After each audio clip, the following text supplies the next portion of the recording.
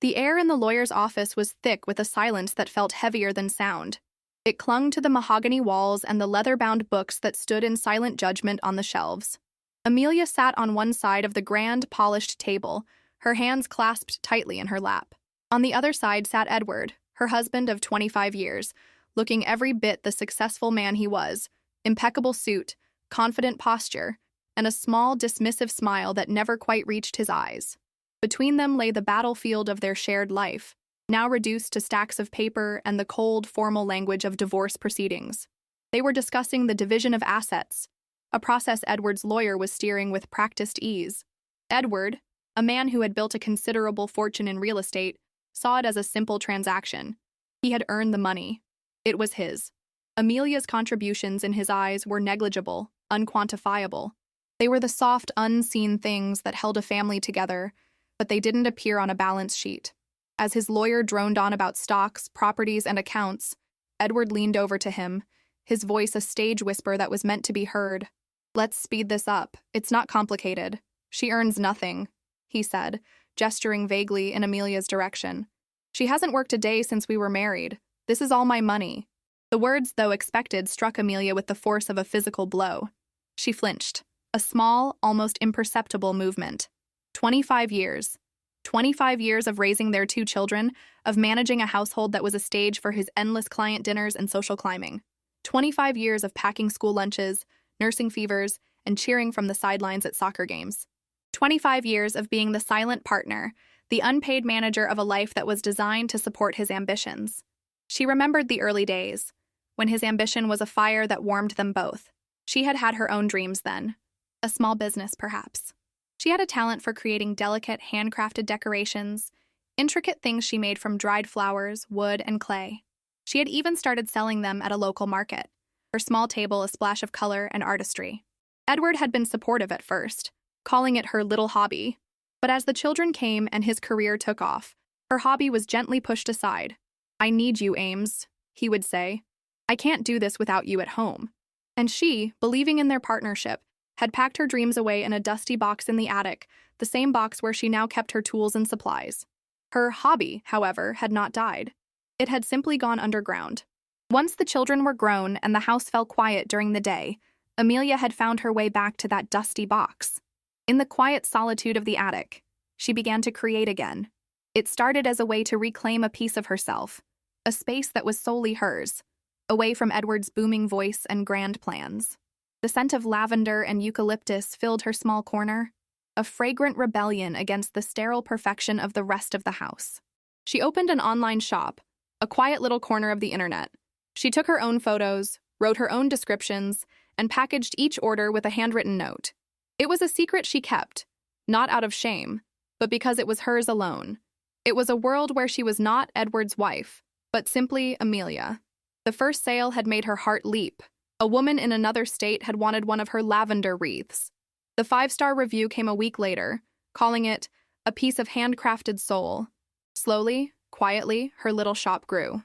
First, it was a few orders a week, then a dozen. She reinvested everything, buying better materials, a better camera. She learned about online marketing, staying up late to read articles and watch tutorials. The attic became her sanctuary and her office. The gentle hum of her laptop was the soundtrack to her second life, a life Edward knew nothing about. He would come home, toss his keys on the counter, and talk about his million-dollar deals, never once asking how she had spent her day. To him, her days were empty vessels waiting to be filled by his needs. He saw the immaculate house, the prepared dinner, and saw nothing else. He saw a woman who earned nothing. Amelia looked across the table at him now, at his smug, assured face, and felt a strange sense of calm settle over her. The hurt was still there, a deep, resonant ache, but it was overlaid with something else. A quiet strength, a secret knowledge. Her lawyer, a kind, sharp-eyed woman named Ms. Albright, gave her a subtle, reassuring glance. She cleared her throat, shuffling a set of papers in front of her. "Edward," she said, her voice cutting cleanly through the tense air, "you've submitted your financial affidavit, listing your assets and income. Now, we have Amelia's." Edward scoffed, a short, sharp sound of derision. "Her affidavit? What's on it? The household budget I give her?" Ms. Albright ignored him, her focus entirely on the documents. We've reviewed your declaration, Edward. Now it's time to review Amelia's. It includes her personal savings and the declared profits from her registered business. The word business hung in the air. Edward's smirk faltered for the first time. He shot a confused look at Amelia, a flicker of uncertainty in his eyes.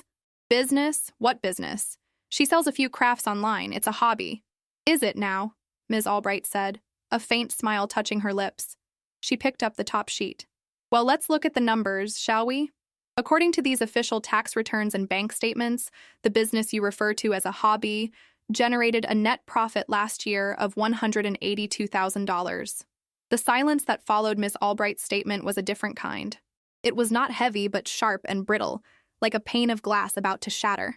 The sum she had named, $182,000, echoed in the space between them, a number so precise and so unexpected that it seemed to have a life of its own. For a moment, there was only the soft hum of the air conditioning. Then, Edward laughed. It was not a sound of humor, but of pure, incredulous disbelief. It was the same condescending chuckle he'd used when Amelia had once suggested an investment he considered beneath him. 182,000, he repeated, shaking his head and looking at his lawyer as if they were sharing a private joke. That's absurd. She must have made a mistake. Maybe she added a few extra zeros. He turned his gaze on Amelia, his eyes narrowed. Where would you get that kind of money, Amelia? Did you win the lottery and forget to mention it? Amelia's calmness was her shield. She met his gaze and held it, her voice steady and clear. I didn't win the lottery, Edward. I earned it. Earned it? He scoffed. Selling your little trinkets? Don't be ridiculous. Mr. Davies, Ms. Albright interjected, her tone crisp and businesslike. She slid a thick, spiral-bound document across the polished table. It landed in front of Edward's lawyer with a soft thud. This is not an estimate or a mistake. This is a comprehensive financial portfolio for Amelia's business, Hearth and Petal, LLC, established 3 years ago. It includes federally filed tax returns for the past 3 years, detailed profit and loss statements, bank records from a dedicated business account, and a complete sales history. It's all there, in black and white. Edward's lawyer, a man named Mr. Peterson, who had been just as smug as his client moments before, paled as he opened the portfolio. He flipped through the pages, his eyes scanning the columns of figures, the official-looking watermarks, the signed documents.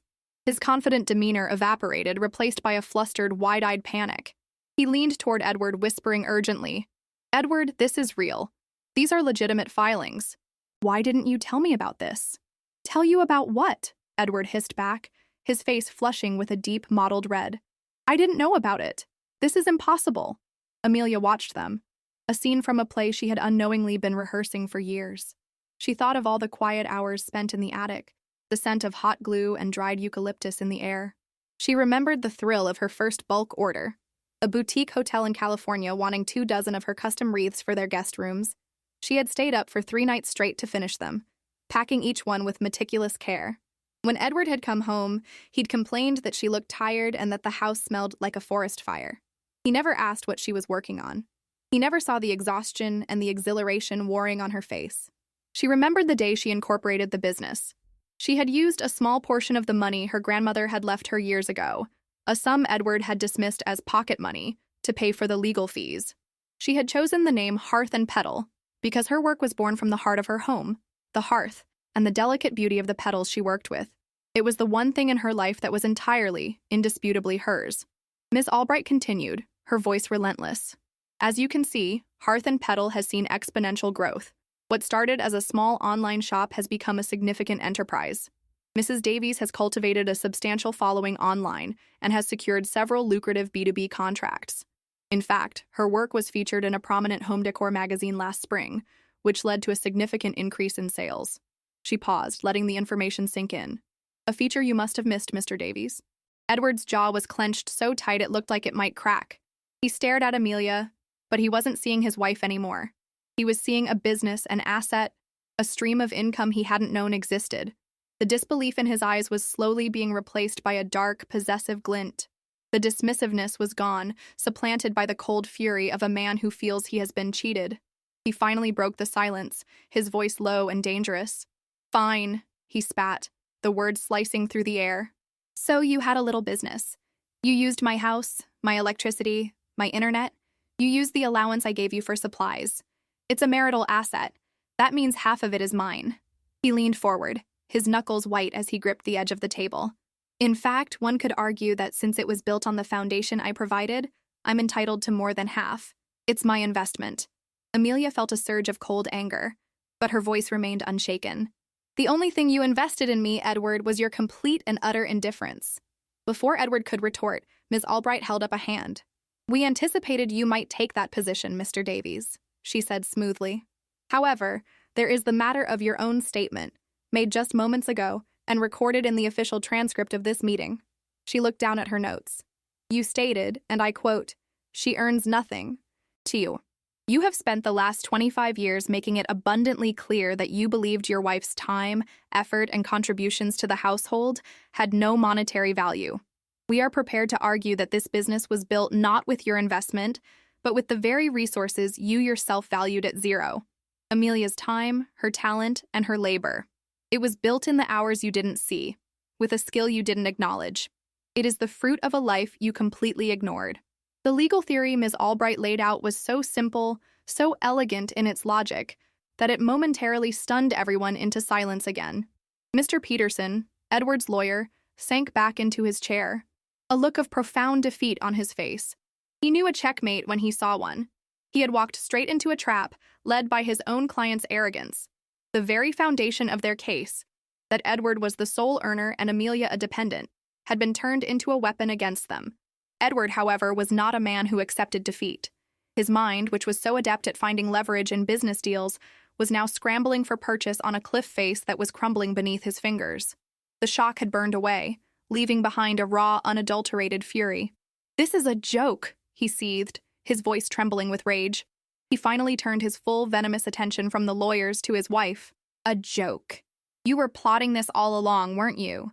Hiding money, building this secret life behind my back, in my house. The accusation was thick with betrayal, as if she had committed a terrible infidelity. Amelia looked at him, and for the first time, she felt not a shred of fear, only a distant pity. Your house, Edward? Or our home?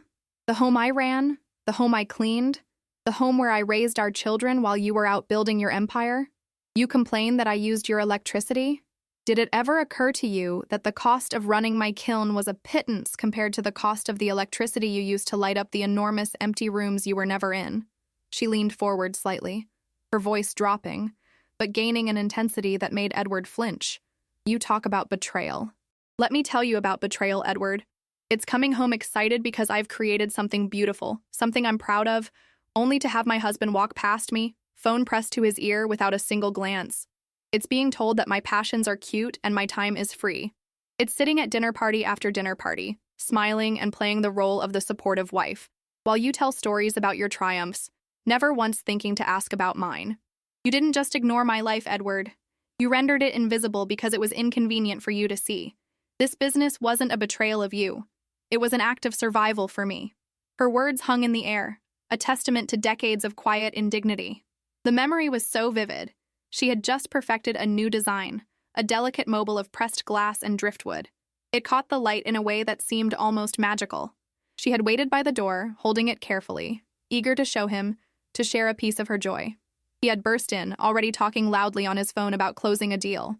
He'd tossed his briefcase on the very table where her creation sat, nearly knocking it over. He hadn't even noticed it was there. That was the night she stopped trying to show him her world. Mr. Peterson, seeing his client about to implode, tried to intervene. Edward, perhaps we should take a moment. But Ms. Albright was not finished. She held up another document. I'm afraid we don't have a moment to waste, she said, her voice cutting in, because we have not yet discussed the full scope of the asset in question. Edward's head snapped back toward her. What are you talking about? You said the number. I gave you the net profit for the previous fiscal year, Ms. Albright clarified, a surgeon's precision in her tone. That is income. That is not the total value of the business itself. As per standard valuation practices for a thriving e-commerce entity with consistent growth, a proprietary brand, and a loyal customer base, we hired a forensic accountant and business appraiser to determine the fair market value of Hearth and Petal LLC. She let the suspense build, her eyes locked on Edward. He looked like a man bracing for another blow, his face pale, his earlier rage now tinged with a dawning, sickening horror. based on its assets, intellectual property, brand recognition, and a conservative projection of future earnings, Ms. Albright announced. Hearth and Petal has been professionally valued at $575,000. If the first number had been a gunshot, this one was a cannon blast. The air was sucked out of the room. Edward's mouth opened, but no sound came out. The number was incomprehensible to him. It was a real number, a serious number. It was the kind of money he dealt with, the kind of money he understood. But it was attached to Amelia, to her little trinkets.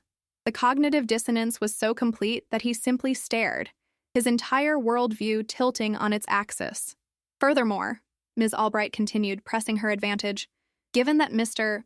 Davies has established on the record his belief that Amelia's labor was without value, we are filing a motion to have the entirety of Hearth and Petal LLC classified as a non-marital asset, created and grown exclusively by Amelia Davies, outside the scope of the marital partnership, which her husband claims she contributed nothing to. She placed the valuation report on top of the financial portfolio, creating a neat, undeniable stack of evidence. So you see, Mr. Davies, she concluded, her voice softening almost imperceptibly. Amelia doesn't want half of your assets. She wants all of hers. For a long, stretched-out minute, the only sound in the room was the rustling of paper, as Mr. Peterson weakly thumbed through the valuation report, as if the sheer weight of the document could somehow explain the catastrophe that had just befallen his client. Edward didn't move. He didn't speak. He just stared at the stack of papers, his face a canvas of conflicting emotions, the ghost of his earlier rage, a profound, gut-wrenching shock, and beneath it all, the dawning avaricious horror of a treasure hunter who realizes he's been living on top of a gold mine he never knew existed, and someone else is about to walk away with the deed. Mr. Peterson finally leaned over, his voice a low, urgent whisper meant only for Edward. Edward, we need to regroup. This changes everything. We need to discuss a new strategy. A settlement.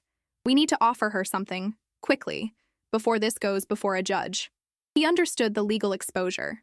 He saw the courtroom narrative, the powerful, wealthy husband publicly devaluing his wife, and the quiet, resourceful wife who had built an empire in the shadows of his neglect. They would be crucified. But Edward wasn't listening. He waved a dismissive hand at his lawyer, his eyes still fixed on Amelia. The businessman in him was finally, fully awake.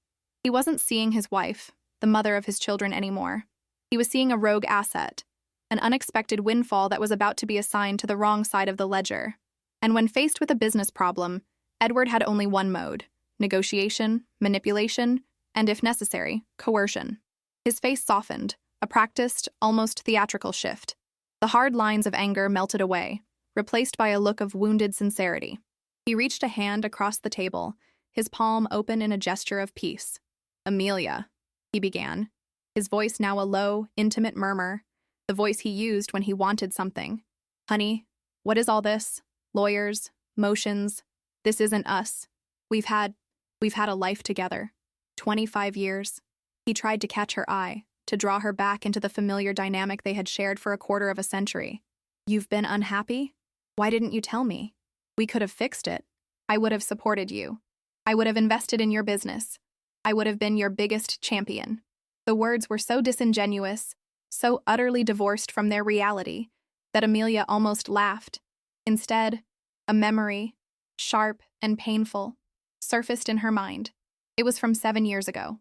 Her father had passed away suddenly, and she had been shattered, adrift in a sea of grief. The funeral was on a Thursday. Edward had a golf trip planned with a potential client for that weekend. "I'm sorry, Ames, I can't possibly get out of it," he had said, patting her shoulder awkwardly.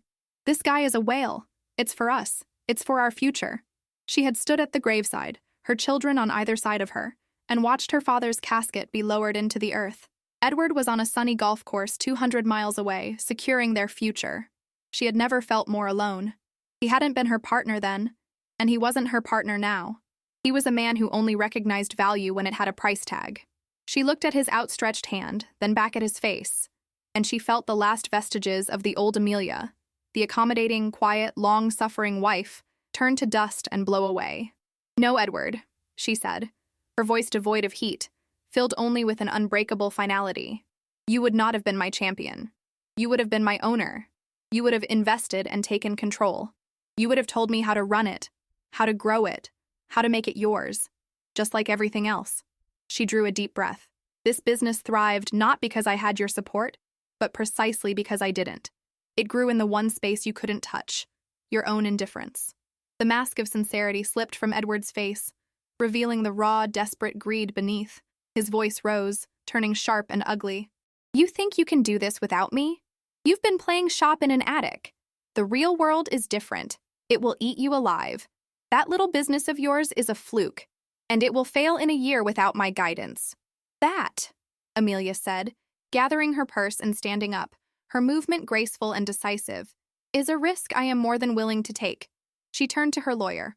Ms. Albright, I believe we are done for today.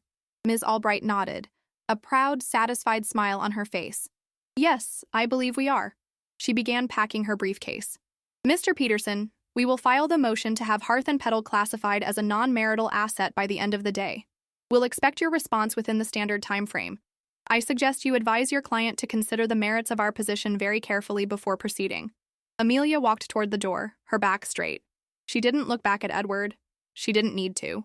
She could feel his stare, a mixture of hatred, shock, and a dawning, impotent despair.